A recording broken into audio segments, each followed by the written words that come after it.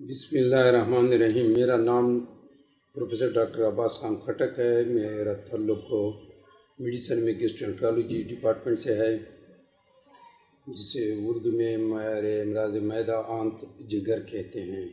آج کا ٹاپک پہ بات کرنے کے لیے مجھے اوبیسٹی کے متعلق کہا گیا ہے، جو بیسیکلی اردو میں اس کو موٹاپا کہتے ہیں۔ میں اس کو دو حصوں میں تقسیم کروں گا کہ اوبیسٹی کس کو کہتے ہیں اور کیوں ہوتا ہے، اور دوسرے اس سے کیسے بچا جا سکتا ہے، اور ہماری اسپیشلٹی میں اس کا کیا امپیکٹ ہے۔ تو موٹاپا جو ہے وہ تقریباً اس کی وجہ تقریباً 4-5 قسم کے وجہ ہیں۔ ایک تو زیادہ کھانا، پھر ورزش کم کرنا، پھر ماحولیاتی فیکٹر ہیں جس کو انوائرمنٹل فیکٹر کہتے ہیں، اور اس کے ساتھ جینیٹک فیکٹر ہیں جو جینیٹیکلی بعض لوگوں میں خاندانوں میں ہوتا ہے، اور پانچواں جو ہے وہ انڈوکرائن یعنی ہارمونل اس کی وجوہات میں سے شامل ہے۔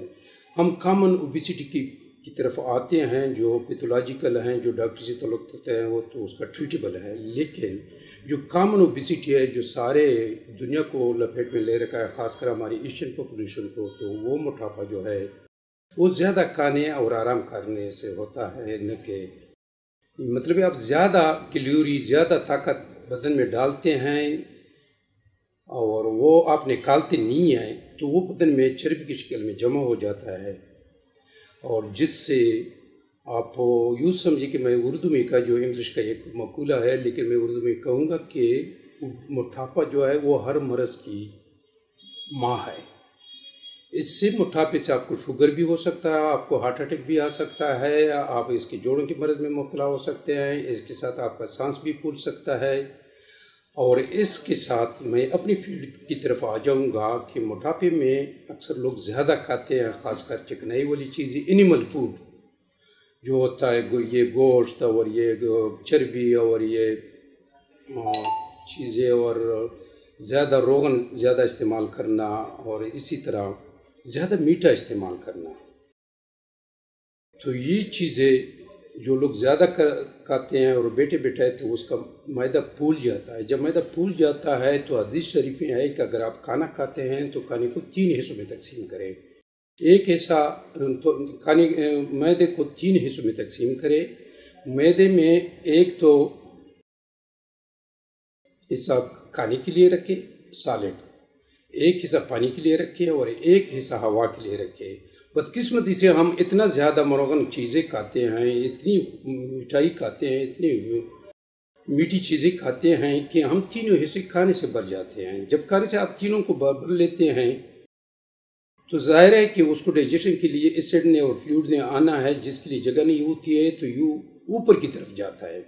اوپر جب اسافیگس خوراک کی نالی میں آتا ہے تو ایسڈ انجری ہوتا ہے، جو ہمارے زبان میں گیسٹرو اسوفیجل ریفلکس ڈیزیز اس کو کہتے ہیں۔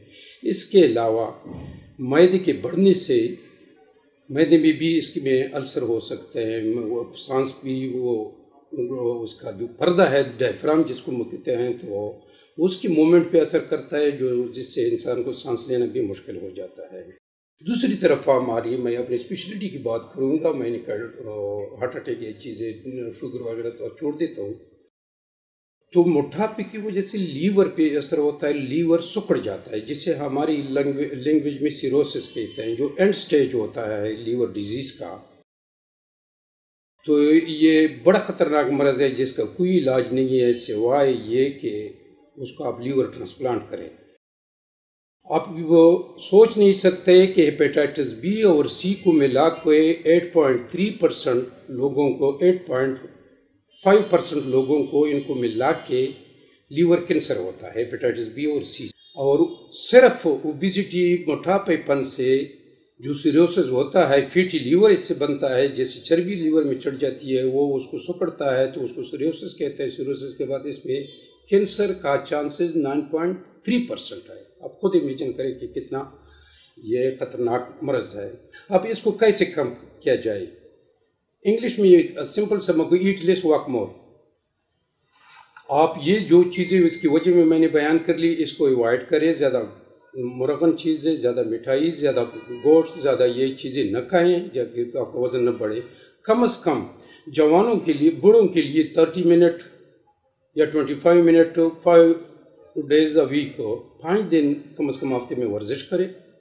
جو 50 پلس ہیں، جو جوان ہیں، تو اس کو 1 گھنٹہ اگر اس قسم کے کھانا کھانے ہیں تو ورزش کرنا چاہیے، تاکہ آپ جو کیلوری اندر لے رہے ہیں تو وہ باہر نکالیں. اس سے بہترین علاج نہیں ہے. باقی جو چیزیں اس میں آ جاتی ہیں تو اس میں دوائی انوالو ہوتی ہے، لیکن at least walk more is a gold standard, کہ آپ جتنا کم کھا سکتے ہیں، سبزیوں پہ زیادہ انحصار کریں، فروٹ پہ زیادہ انحصار کریں، دال بھی بہتر ہے. لیکن مٹھائی اور مرغن چیزوں سے جو آج کل بازاروں میں مطلب فیشن چل رہی ہے، جو سائن آف وہ کہتے ہیں کہ میں سوشل ہو گیا ہوں، میں بڑا بندہ بن گیا ہوں کہ میں پیزا کھاتا ہوں یا میں یہ کھاتا ہوں، تو یہ بہت بڑا خطرناک عادت ہے جو ہمیں ترک کرنا چاہیے.